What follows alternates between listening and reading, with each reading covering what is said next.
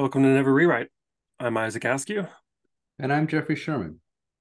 And today we're going to discuss how you can use strawman arguments to help your team iterate towards an actual solution. Hmm.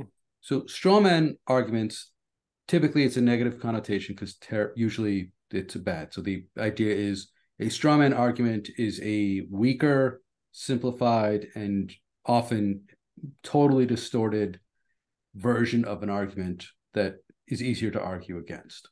So, for the example I saw online, the canonical example is if a teacher says we need to spend more time working on math, a parent might call up and complain and say, "Hey, I hear you hate English and writing." But they are often, I found them to be a very useful tool with teams because, like, when you have a problem and you don't know a solution, or you have a solution, but you're not sure that it's the right solution, but because you're sort of the leader, people will follow your lead. A straw man argument can be something good because it gives people something to kick apart and point out that they're wrong.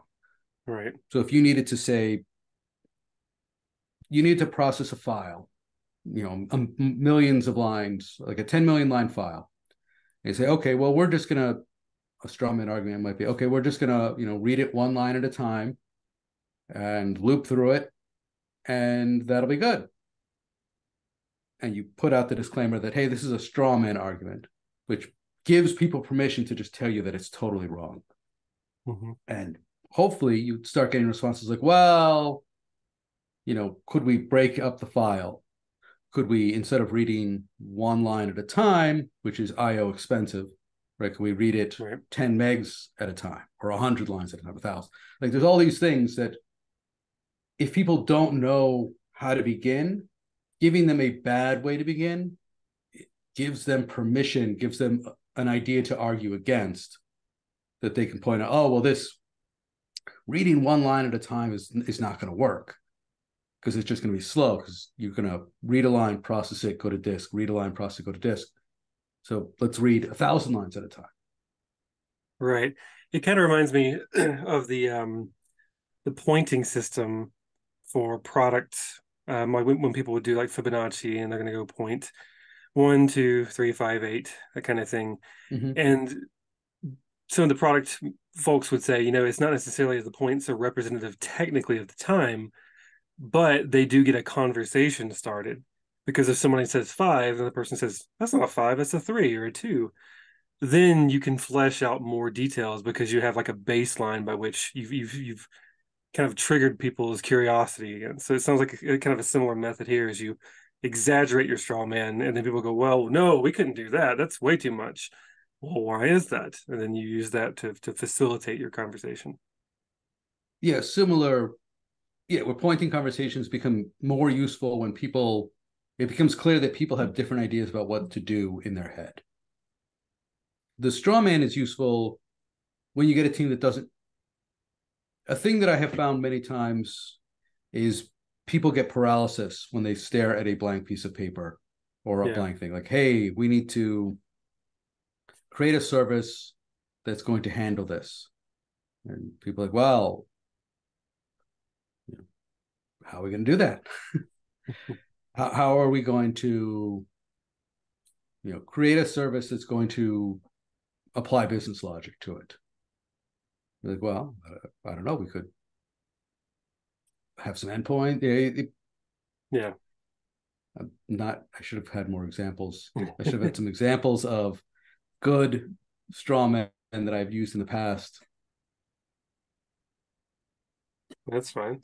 Well, we can Uh, workshop something here. Let's come up with our own idea. Let's say you and I want to start a company, and the company is going to be one that uses AI, or maybe or I guess a recent example of mine uses like some kind of deep learning to identify objects that we want to remove from something. So, like this one I was tinkering with recently was identifying weeds in a sea of grass, and then we would use that to like laser the weeds or find some kind of way to destroy the weeds. So we built a model. So let's say we're trying to figure out where to begin. We know we want to uh, build a machine or deep learning kind of algorithm that can do this, and then we're staring at that blank piece of paper that you're talking about, and we're like, we Mhm. want to know how can we solve this problem. So what's a step that we could do if we're stuck and we're like, okay, well, what's the first step that we need to take to solve this problem in a method that's like a straw man method? I imagine the first thing you'd need to do is pick a AI platform, right, or a deep learning system. Hmm. And I don't know anything about them yet, but if I was going to throw out a straw man, I would throw out the wrong one.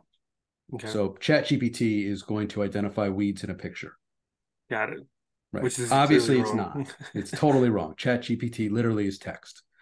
There are Yeah. others.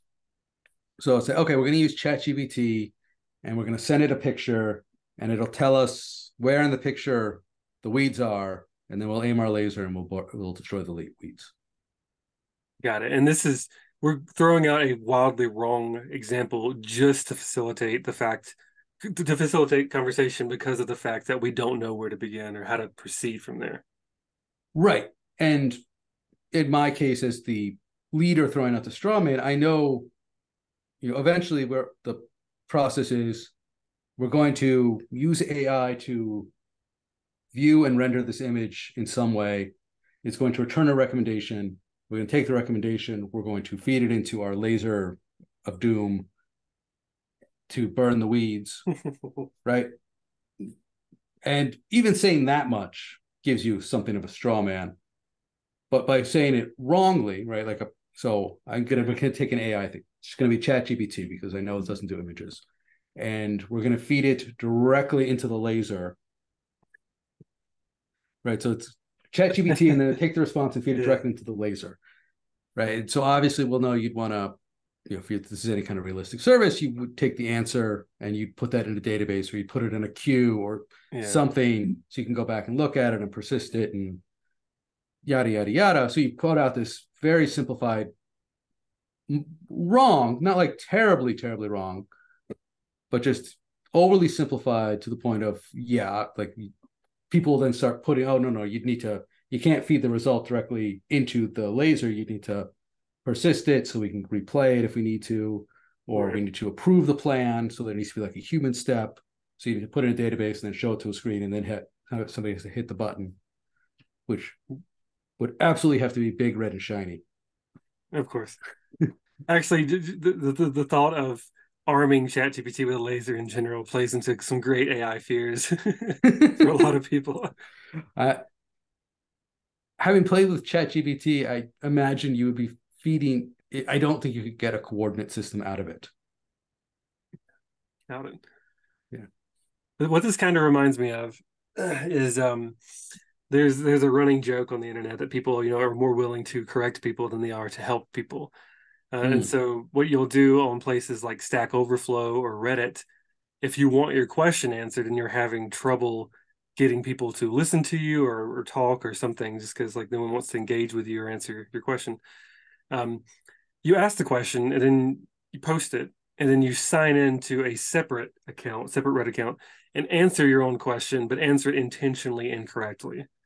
And then people will flock to, correcting your incorrect answer and give you, eventually give you the correct answer. And this has happened many times. I've actually done this myself, and it is actually a phenomenon. Like people do not want to help someone just asking for help, but they are more than willing to tell somebody they're wrong and give them, all the reasons they're wrong. Uh, so this is kind of I a similar thing. I've never had a Stack Overflow question that nobody answered. I've only had like Yeah, 6 or yeah, yeah. 7 questions. This is more for Reddit for me for this one Mm. for my personal one. But yeah, in Stack Overflow, it would be the same thing. But maybe back in the day before most every question was answered on Stack Overflow, closer to 15 years ago or something. Yes.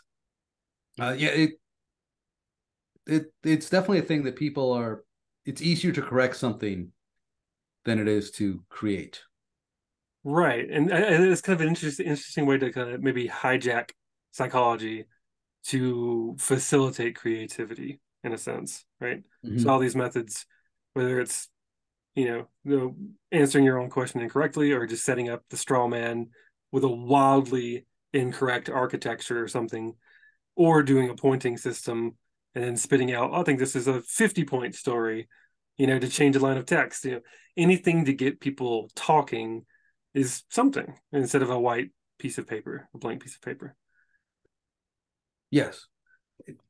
That's the key right there, is you're trying to get people talking. And as a leader, often if you talk and you say something that sounds reasonable, people will defer to you.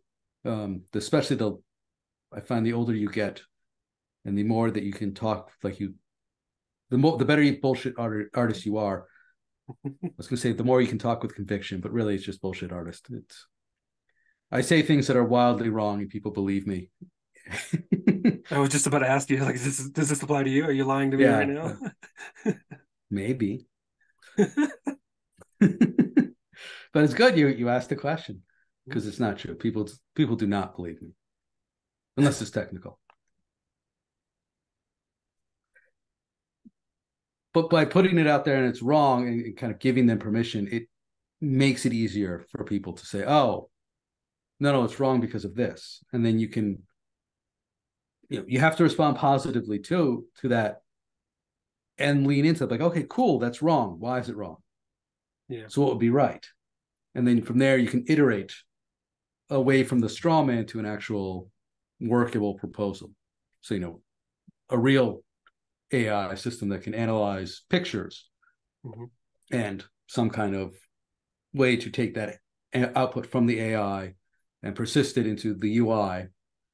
And then finally, some translation into however your laser works so that you can target and fire. Yeah.